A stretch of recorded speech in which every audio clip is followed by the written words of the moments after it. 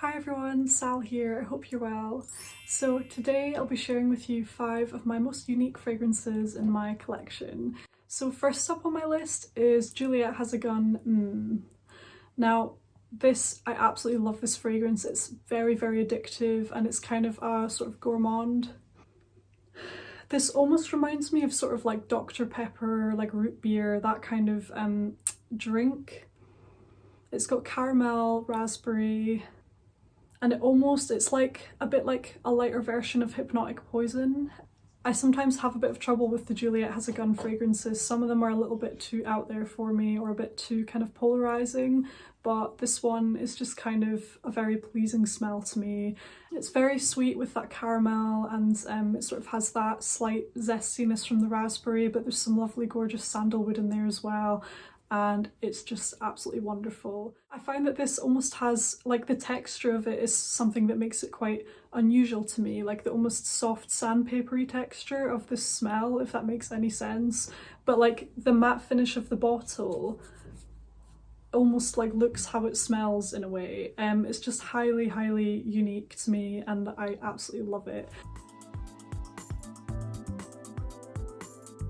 Next up on my list is Lancome La Nuit Tresor à la Folie.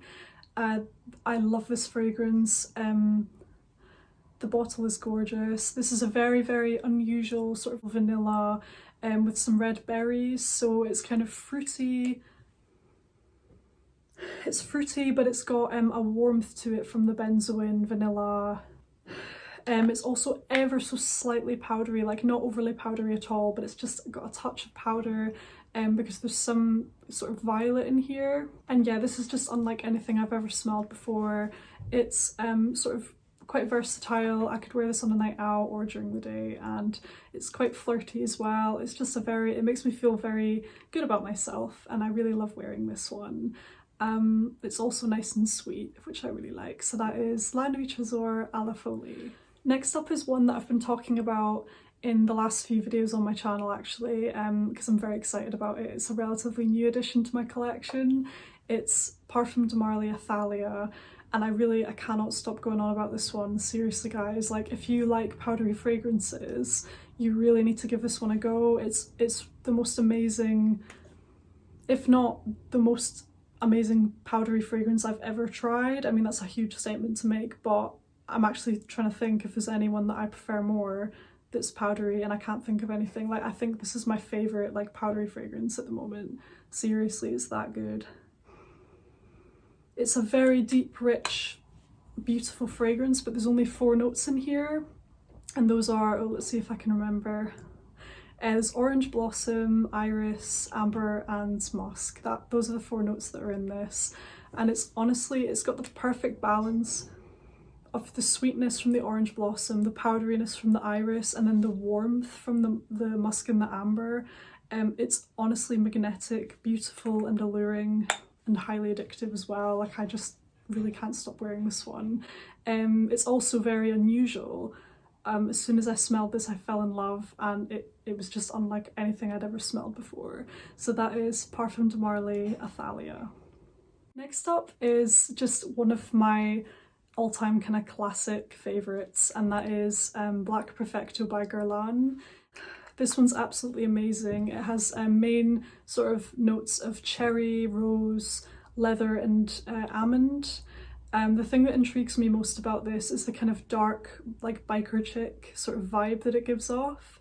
It's done rose in a very edgy way, which I really like. So when I first smelled this, I really wasn't that into rose fragrances. I like them much more now, but at the time of getting this, I really just wasn't a fan of rose, and this was the fragrance that actually like changed my mind on that. Like, it sort of made me love rose because they've just done it so well in this fragrance, seriously.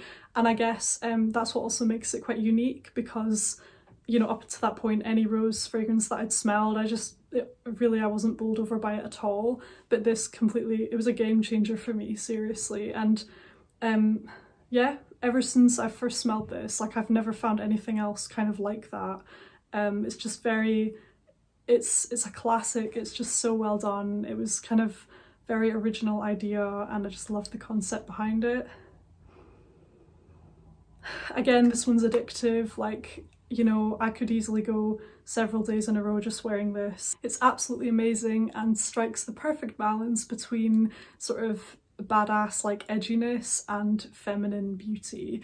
It's sweet, but it has like a slight like sour cherry note in it as well, which creates a contrast there, and then it has like that lovely creamy like thick almond note in there as well. It's just utterly divine, guys, like seriously. So that is Black Perfecto by Guerlain. And next up is this one here.